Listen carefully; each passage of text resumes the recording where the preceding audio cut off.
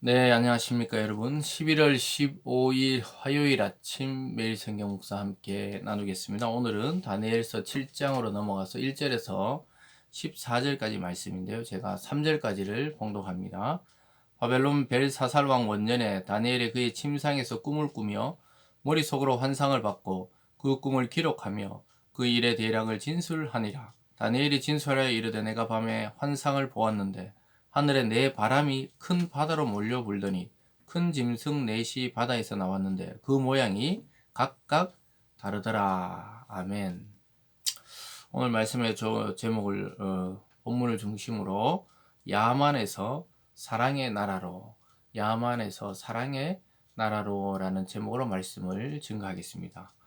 다니엘서는 6장까지는 역사적인 이야기들, 또 다니엘이 그 총리로 행한 이야기들을 적었다면 이 7장부터는 다니엘이 그 시대에 하나님이 주신 환상을 본 내용을 기록한 것들이 주로 나타나고 있습니다.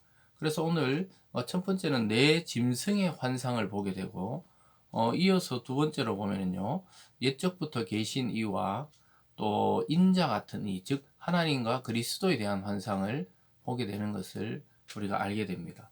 여러분, 이것을 통해서 결국 궁극적으로는 이 내 짐승은 이 세상에 포악하고 또 악랄한 그 제국들과 때로는 그 왕들을 나타내기도 합니다. 그래서 이 세상의 권세 잡은 자들의 그 악함, 또 그들이 하나님을 대적하는 짐승 같은 그런 역할을 하는 것을 보여주고 있습니다.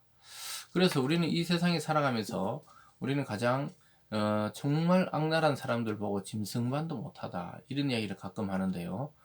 그와 같이 우리가 이 짐승의 시대, 즉 이 야만의 시대, 그리고 비정한 시대, 그리고 남을 헐뜯고 또 물어뜯고 완전히 정글과 같다는 이 시대, 이 사람들의 속성이 하나님이 창조한 인간답고 사람다워야 되는데 이 마음에 이 짐승의 마음을 받는다는 거예요.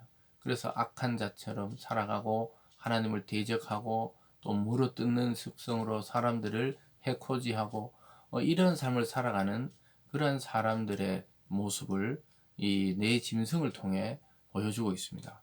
그래서 우리가 뭐 여러 가지 환상이 있지만은 이 짐승의 환상에 대해서 나올 때는 하나님을 대적하는 인간 또는 왕국 또는 그러한 통치자 이런 것들을 상징한다는 것을 미리 염두에 두고 보면은 이 환상을 해석하기가 수월하죠. 그래서 먼저 오늘 첫 번째는 네 짐승의 환상이 나와요. 아까 읽어드린 대로 2절에 다니엘이 진소하여 이르되 내가 밤에 환상을 보았는데 하늘에 네 바람이 큰 바다로 몰려 불더니 큰 짐승 넷이 바다에서 나왔는데 그 모양이 각각 다르더라. 그래서 큰 하늘에 네 바람이 막 동서남북에서 큰 바다로 몰려 불더니 그 바다에서 네 짐승이 나왔다. 바다는 하나님 없는 이 세상을 주로 상징을 하는 것이죠. 그래서 악함과 죽음과 소멸의 장소, 이걸 바다라고 이야기할 때가 많이 있습니다. 근데 그 큰 바다에서 나왔다. 그 소멸하는 악한 그런 세상적인 곳에서 이 네 짐승이 나왔다. 이것을 상징하고 있죠. 그래서 이 땅에 일어나는 네 왕조 또는 그 악한 지도자를 말하는 것이죠. 이것은 어느 한 특정한 시대만이 아니라 우리가 살아가고 있는 인간사의 모든 시대마다 이러한 짐승 같은 야만성을 가진 나라나 왕이나 또는 통치자 또는 국가가 세워지기도 했던 것이죠. 그래서 그 모양이 다 각각 다른데 첫째는 사자 같은데 독수리 날개가 있다. 이렇게 4절에서 말하고요. 그 둘째는 5절에 보면 또 보니 다른 짐승고 둘째는 곰과 같은데 그것이 몸 한쪽을 들었고 그 입은 이 사이에 새 갈빗대 그러니까 이 입에 갈비 알지? 다른 짐승을 뜯어 먹은 거죠. 그것을 가지고 있고 또 6절에 그 후에 내가 또 본 적 다른 짐승 세 번째 짐승이죠. 곧 표범 같은 것이 있는데 그 등에 세 날개가 있고 표범 같은데 날개 같은 것이 또 달려 있다는 것이고요. 그리고 7절에 내가 밤 한상 가운데 본 넷째 짐승은 무섭고 놀라우며 또 매우 강하며 또 새로 된 큰 이가 있어 먹고 부스러뜨리고 그 나머지를 발로 밟았으며 이 짐승은 전에 모든 짐승과 다르고 또 열 뿔이 있더라. 이 네 번째 나타나는 이 짐승은 아주 포악하다는 거예요. 그 전에 나타났던 이 세 가지 짐승, 사자 같은데 독수리 날개가 있고 곰 같은 거, 표범 같고, 이거는 다르다는 거예요. 완전히 철로 된, 새로 된 이가 있어서 어떤 사람이든지 거기 걸리면 다 죽어나가는 거죠. 부셔뜨리고, 물어뜯고, 완전히, 소멸시키는 그런 능력을 가지고 있는 짐승이 나타난다는 거예요. 그리고 뿔도 10뿔이나 있다는 거예요. 이 뿔은 권위와 권세를 상징하는데, 10가지 뿔이 있다는 건 막 굉장한 권세를 가지고 이 세상을 지배할 것처럼 나타난다는 거예요. 근데 그 중에서 8절에 보면 내가 그 뿔을 유심히 보는데 10뿔 중에 유난히 작은 뿔 하나가 있다는 거예요. 다른 작은 뿔이 그 사이에서 10가지 뿔 중에서 작은 뿔이 하나 나타났다. 이렇게 말하고 있죠. 첫 번째 뿔 중에 셋이 그 앞에 뿌리가 뽑혔으며 이 작은 뿔에는 사람의 눈 같은 눈들이 있고 또 입에서 큰 말을 하였더라. 그러니까 큰 이 위치, 그 말로 인해 통치하는 위치, 그 하나님을 향한 또 신성 모독을 하는 입이 되었다는 거예요. 그러니까 이 작은 뿔이 나와서 뭐 이 새 뿔을 완전히 뿌리 뽑힐 정도로 이 작은 뿔이 올라왔다는 거예요. 그 어떤 이 권세와 권위를 상징하죠. 그래서 이 넷째 짐승은 사람으로서는 감당할 수 없는 그런 아주 포악한 정권과 또 그런 왕이나 그런 제국이 완전히 사람들을 억압하고 부셔뜨린다는 것이죠. 이런 환상을 지금 보고 있습니다. 그래서 이 네 짐승의 특징은 결국은 폭력적이고 야만적인 세상, 하나님을 대적하는 세상, 인간을 억압하고 인간을 이용하는 그 수단화시키는 그러한 짐승과 같은 권력자들을 또는 통치자들을 말하죠. 이것은 오늘날도 마찬가지입니다. 그 거대한 문화 속에 아름다운 것처럼 포장되어 있지만 실제로는 이 짐승의 역할을 하는 나라와 또 국가 또는 통치자들이 여전히 이 세상에 일어나고 있고 그런 사람들 통해 수많은 사람이 죽기도 하고 억압받기도 하고 또 내쫓기기도 하는 그런 시대에 우리가 지금 살아가고 있습니다.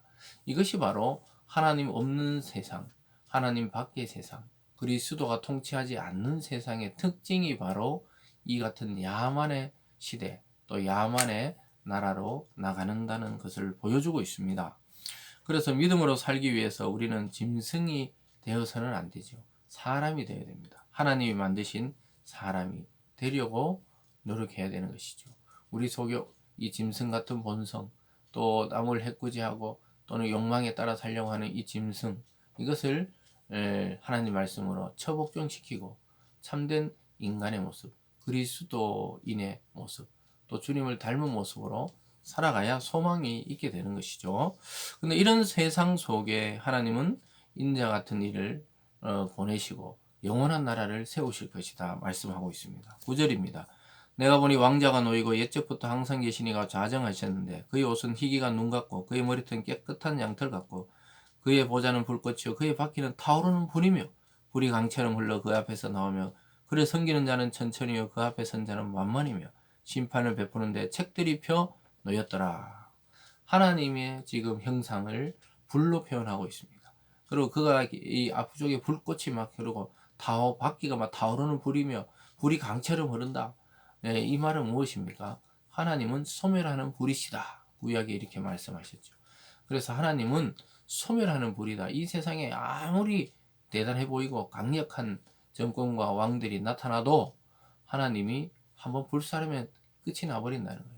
다 진압하고 통치하신다는 거죠. 하나님의 권능을 보여주고 있고 영원전부터 영원까지 다스릴 하나님의 모습을 보게 됩니다.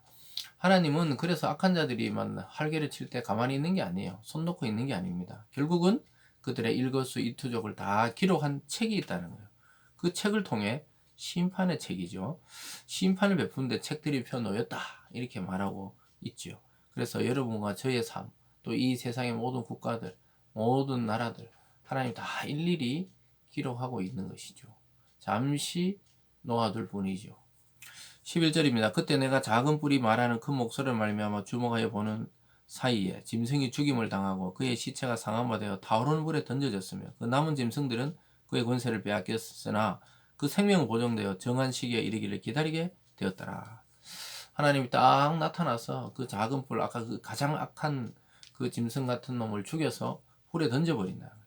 소멸하는 불이라는 거예요. 심판하셨다는 겁니다. 그러니까 나머지 네 세 짐승들도 그 권세를 빼앗겨서 생명을 잊지만 하나님이 정한 때를 기다리고 있는 거예요. 심판의 때를 기다리고 떨고 있다는 것을 보여주고 있습니다. 그래서 하나님이 나타나시면 모든 게 끝이 납니다. 모든 게 정리가 돼요. 그리고 한 분 더 나타나요. 13절에 내가 또 밤 환상 중에 보니 인자 같은 이가 하늘 구름을 타고 와서 옛적부터 항상 계신 이에게 나가 그 앞으로 인도되며, 인자 같은 이가 누굽니까? 예수님을 상징한, 예수님이 구름을 타고 와서 옛적부터 계시니 하나님 앞에 나가서, 그러니까 예수가 하나님 앞에 복종하는 그런 환상을 보는 것이죠. 14절에 그에게 권세와 영광과 나라를 주고 모든 백성과 나라들과 다른 언어로 말하는 모든 자들이 그를 섬기게 하더니 그의 권세는 소멸되지 아니하고 영원한 권세요. 그의 나라는 멸망하지 아니할 것이라. 예수님이 세우는 이 사랑의 나라, 이 사랑의 나라는 영원하다는 겁니다. 그래서 하늘에서 인자 같은 이가 구름을 타고 와서 하나님의 보좌 앞에 엎드리고 하나님은 그에게 권세를 주십니다. 그래서 이 세상의 모든 악한 권력과 권세들은 소멸당하고 예수의 나라, 사랑의 나라, 하나님의 나라가 서게 된다는 것을 보여주고 있습니다. 결국은 예수님의 통치로 이 세상이 마무리되고 결국은 이 야만적이고 짐승 같은 나라에서 하나님의 사랑의 나라로 우리를 옮겨 가시려고 그리스도를 보내주실 환상을 이미 다니엘이 이것을 환상으로 보고 있다는 것이죠. 여러분, 오늘 하루 정말 이 짐승이 우글거리는 세상 같은 곳에 우리는 정말 살아갑니다. 그러나 우리도 그렇게 변하면 안 되고 우리는 양으로 또 하나님이 세우신 참된 인간, 그리스도를 닮은 사람으로 이 세상을 살아가야 할 것입니다. 여러분, 오늘 하루도 여러분 삶의 속에서 참 인간으로 하나님 앞에 한 사람으로 순종하며 살아가는 오늘이 되기를 바랍니다. 기도하겠습니다. 사랑의 하나님 아버지, 야만적이고 정말 짐승 같은 이러한 인성과 삶으로 살아가는 이 시대 가운데 우리를 참된 사람으로 불러주심에 감사드립니다. 참 사람이시요 하나님의 아들이신 그리스도를 닮아가는 우리들 되게 하시고 속히 하나님의 나라, 그리스도의 통치의 나라, 사랑의 나라로 변화되는 이 땅이 되게 하여 주시옵소서. 감사드리며 예수님 이름으로 기도드리옵나이다. 아멘.